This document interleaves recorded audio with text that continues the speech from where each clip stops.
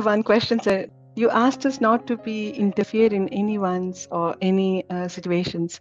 So could you please elaborate a little bit more about when I can interfere, or I should never interfere, or is there any limit for me to get interfere? Because, for an example, if I see two kids who are really fighting each other, they don't know because they are very innocent. They think that they are playing. But one is constantly beating the other. Whereas me in the middle, as a mom, I'm not the mom of the two kids, but as a mom, when I see, then for me, it is like I try to kind of interfere in them. So could you please take it out this? First of all, you have to understand when someone is hurting somebody out of their own ignorance.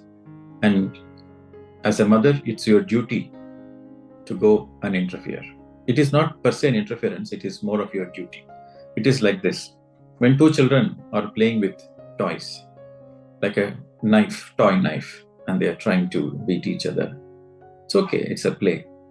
Nothing danger is going to happen. But if one of them takes a real knife and thinks it is also a toy and trying to play, then the parents will not sit quiet. The parents will immediately go and stop it, immediately go and remove the knife. That is the duty of the parents. So, interference in cases of emergency is allowed. It is not an interference, it is the duty. It is the duty of the parents. Every rule has an exception. As a rule, as a general rule, no interference. But in emergency cases, the interference is allowed. But when is the emergency situation? When to interfere? When not to interfere? So that is $1,000 million billion question. Nobody can answer. When to do, when not to do. What to do, what not to do. Nobody will tell you. You have to use your intuition. You have to use your awareness and intuition. It is a very final lesson. This non-interference is a very final lesson. It's not so easy. Unless you are highly aware, unless you are highly meditative, you cannot fully practice this non-interference. As a simple rule, you cannot interfere in others' affairs. You cannot interfere in others' freedom. If you interfere in others' freedom, your freedom will be interfered. If you interfere in others' affairs, and you will be interfered in your life. Okay, because we don't want to lose our freedom. Yes or no? Our freedom is more precious for us. So we don't want to lose our freedom. For everybody, freedom is very, very important. But if you interfere in others' freedom, then your freedom will be interfered. Law of karma. Non-interference. Similarly, you should not do others' homework. When another person is going through some illness, just because you are a great meditator, you have some healing powers, you have the gift of healing, you cannot go and interfere and place your hands on the head and do the healing, instant healing. That means you are doing others' homework. The other person has that problem, has that physical illness for a purpose, for some lessons to learn or to settle some karmic debts. But when you go and interfere, what happens? That karma will come into your account because you have interfered. So don't interfere in others' freedom. Don't interfere in others' affairs. And don't do others' homework. So follow these simple things. And more you will understand when you become more and more meditative. I'll give another example, quite common in the Indian families. The mother always interferes in the daughter's life. The parents always interfere in the children's life. Even after the daughter is getting married, the mother is always interfering. So they are in enmesh. Their emotions are enmeshed. Their happiness is enmeshed. The daughter thinks, if my mother is happy, I'm happy. If my father is happy, I'm happy. And they let the parents also to be interfered. So you cannot blame one side. It takes two hands to clap.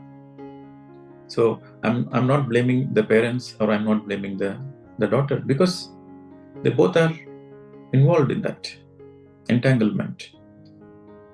So you should not be interfering. Once the children get married, the parents should let the children sort out their problems because it's only when you give them the independence and the freedom, they might fight, they might do whatever they want, but they will come out of it and they will understand each other much more deeply. But if the parents interfere, then they're interfering in their understanding process. The husband-wife bond is disrupted. It becomes fragile. So you should not interfere in others' affairs. And don't interfere in others' freedom. For example, your children don't want to eat because they are feeling full. So you don't interfere and force them. No, you have to eat. The children are very sensitive. If they are hungry, they will eat. If they are not hungry, they don't want to eat. So you have to respect them. You're respecting their freedom. Whether to eat food or not, you respect the children's choice. So that's how you learn non-interference. But I have one doubt, sir. I have one kid. I joined him in a Bhagavad Gita class through an organization where they teach the slokas and they do the assessments. My question is, he is not interested to learn all these slokas, do the assessments, but I forced him. I want to know, am I doing right or wrong? I am interfering his freedom. I want to know that.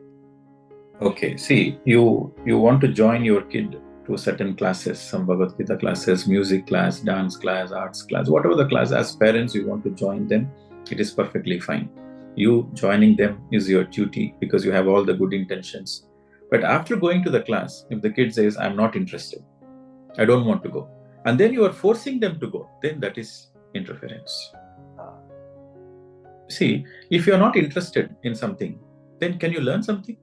You're simply wasting time and energy. So if somebody forces you to do something which is not interested, will you do it? But somebody is really forcing you to do, you have no choice, then what will you do? You will build up a lot of anger inside. There's a lot of agitation inside, a lot of frustration inside. So he's a 3.5 years, 4 years boy, and he has come to the planet Earth through you, thinking you will take care of him, you will love him, you will protect him. And the same parents are forcing them to do something, how bad they will feel. But Bhagavad Gita is a manual for the life. They said he will learn Bhagavad Gita when he grows up, out of his own interest. If you have left him naturally, he would have learned naturally in a certain period of time. When he grows up, when he's a teenager or something, he will naturally learn. But you forcing him, he will make sure he will never learn in his whole life.